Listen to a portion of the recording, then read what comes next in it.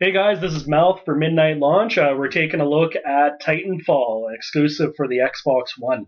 Dave Zors and myself have already seen the video of this before during E3. Deadbeat and Darth CJ haven't, so it'll be interesting to get your perspectives on it.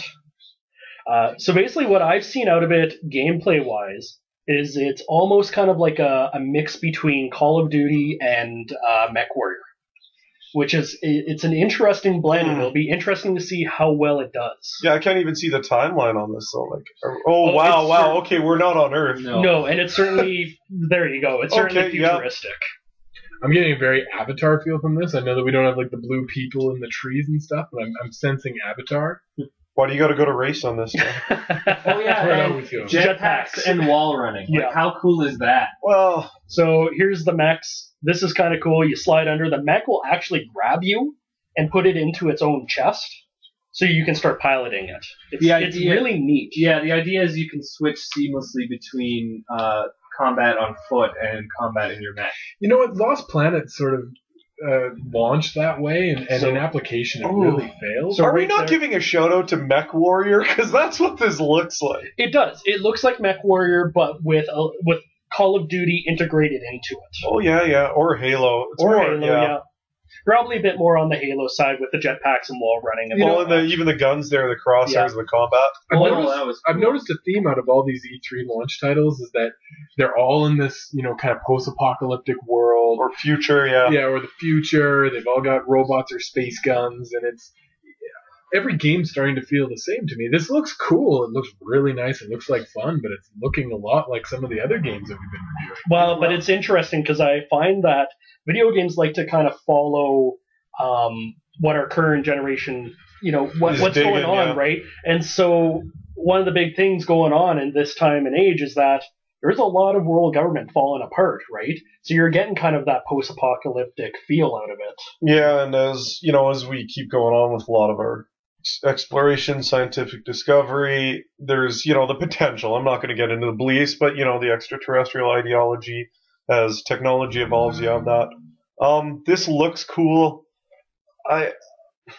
But much to Deadbeat's point, to me, it's like, okay, you added, jetpacks and a MechWarrior, but it just feels like a souped-up Halo to me. And that's my opinion. And it's right. Okay. Yeah, certainly. Oh, so you're just going to agree with me? Yeah, see, exactly. Well, I mean, I can see it. I still have high expectations for this. I think multiplayer could be insane for it. For the 10 people that buy the game, they're going to love the crap out of multiplayer. Well, this is the challenge, too, is that we get these teasers from games, and Malth and I got absolutely burned on it with Homefront. Yeah. Where you get these teasers for a game, you play it, and you're like, this is the most god-awful multiplayer that I've ever seen. And by the way, if there's anyone listening to this who's like, Homefront is great, you shut your whore mouth, send me an email, and I would love to have a powwow with you. It's Darth_CJ at midnightlaunch.ca, because that was the worst constructed piece of garbage. I'm going to get off my soapbox, but to me, I really, really am cautious when I see games that are almost like a generic other things meshed together, because it seems that it's possible they're capitalizing on it.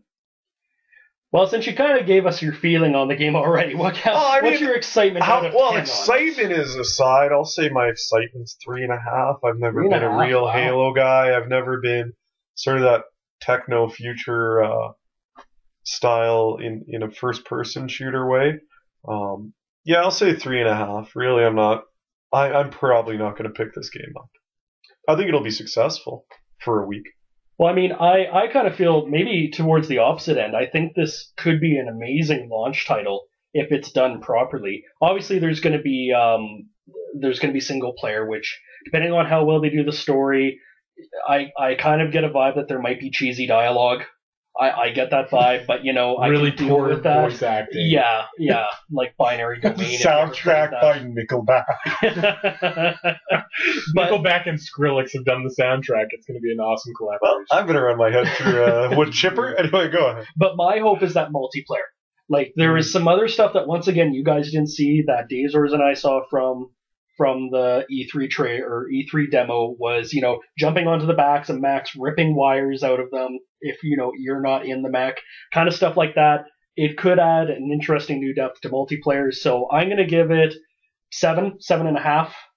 7.25? 7.25, yeah. I think there's great potential for it. We'll just have to see how it comes out. You know what? I think this is going to be one of the best launch titles to ever make it to the bargain bin at Walmart in under 3 months.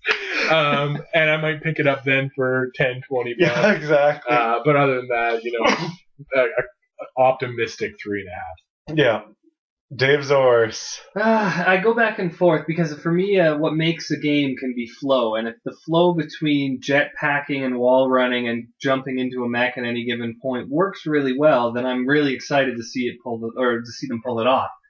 However, my faith that they will pull it off in the way that I want to see it isn't extremely high, and that is only making it more nervous for me by the fact that they're plugging Titanfall quite hard right now. Don't break my heart. So I'm going to give it a 5. It's on my radar, but I'm going to wait till it comes out before I make any decisions. All So right. there you go. So there's one very optimistic person here. Apparently, I'm off on my own.